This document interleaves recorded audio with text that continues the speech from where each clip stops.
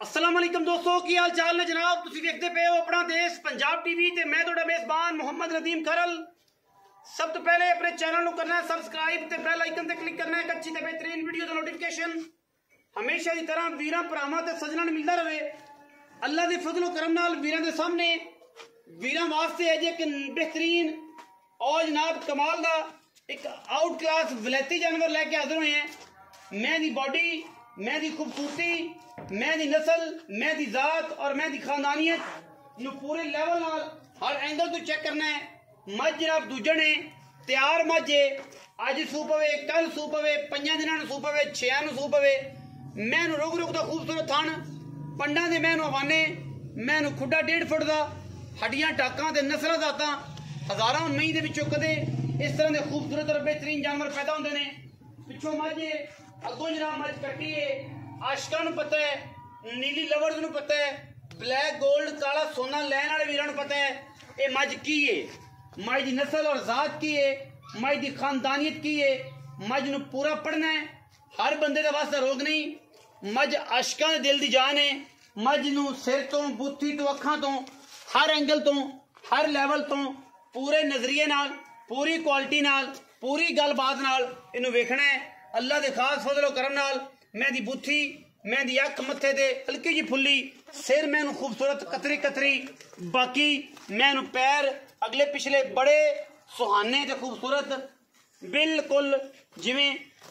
थम होंदे ने और माशाअल्लाह कोड़ पैरी भी असीं इनू कहने हैं। बाकी मैं दियां बरीकियां इन्नियां ने कि मझ दी चमड़ी की गल करिए तो टिशू पेपर वर्गी मलमल दी बनी हुई खूबसूरत एदी चमड़ी और बड़ा ही नायाब और खूबसूरत ए नीली दा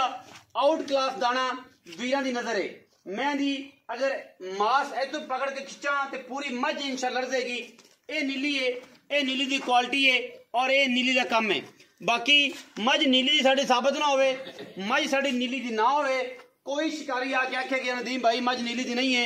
असी जनाब मझ दे भी देनेदार, आन जान के किराए दे भी देनेदार। असी कम वलैतियां दा करने हैं, वलैती मझां दा करने हैं, वलैती जानवरां दा करने हैं। अल्लाह दे फजलो करम नाल मैं मगरू किन्नी चौड़ी है, अगू ओनी एनी कट्टी है। अल्लाह दे फजलो करम नाल लेने देने मुकद्दर होंदे ने। अपना देश पंजाब टीवी ने हमेशा इंतहाई खूबसूरत और आला तरीन नीली दे जानवर दिखाए ने और इंशाअल्लाह जिस तक जिंदगी च साह ने विखांदे रहांगे। कोई दोस्त लम्मा पै के भी तुन्नी कौली दा बुच विखा देवे, असीं मैं दा रुपया नहीं लेना, मैं नीली तो बाहर कढ़ देवे 1 रुपया नहीं लेना। नीली दी मझ होएगी, सतलुज बार दी मझ होएगी, 100% वलैती होएगी और अल्लाह दे फजल नाल गल्लां बातां ना होणगियां। लोकी गल्लां बातां ही बेचते ने, असीं इंशाअल्लाह सोना बेचने हैं, ब्लैक गोल्ड बेचने हैं और नजरिए उत्ते कायम अज भी कि मझां नीली दियां। अगर मझ नीली दी होएगी तो नीली दसांगे, अगर रावी होएगी तो रावी दसांगे, अगर मैं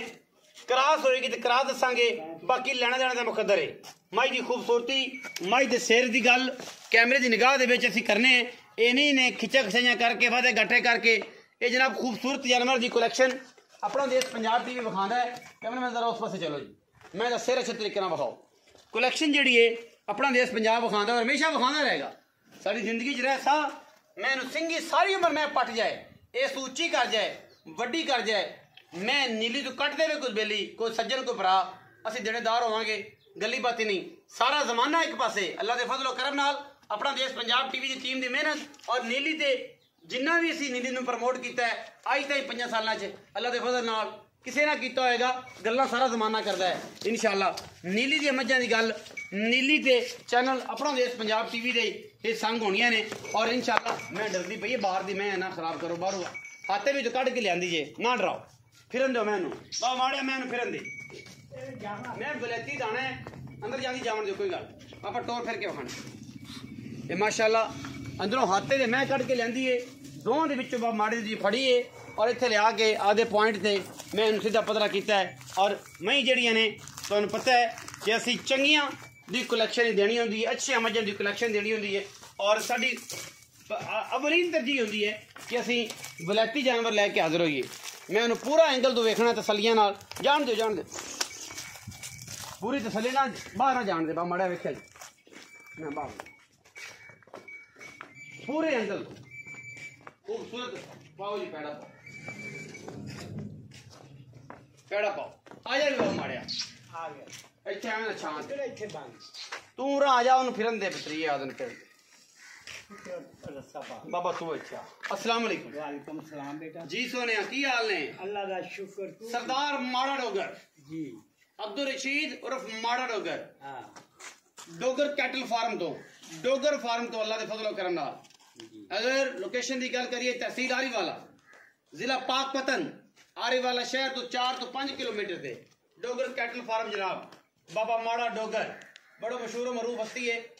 अल्लाह के फजलो करम नाल एक ना है इलाके का एक जिम्मेदार आदमी है और इंशाल्लाह अच्छे से अच्छे खूबसूरत तरीन जानवर हमेशा इस तरह लैके आंदा रहता है बाबा माड़ा जी ये दसो कि मैं विखाई है सोने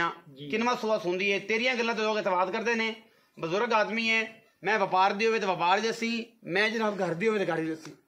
आप मरण ते आए अल्लाह मियां नु पता कि अल्लाह तोड़ी जिंदगी दे ठीक है दूसरा सुनी पुत्र दूसरा दूजा सुनी तेरे नाल आज तक झूठ नहीं बिल्कुल जिन्नी गल तेन दसे चुआई पसमाज किसे मैं दा कोई गलत नहीं करे अल्लाह माफ करनी है बाकी नसीबां दा ते एवें गल अल्लाह तेन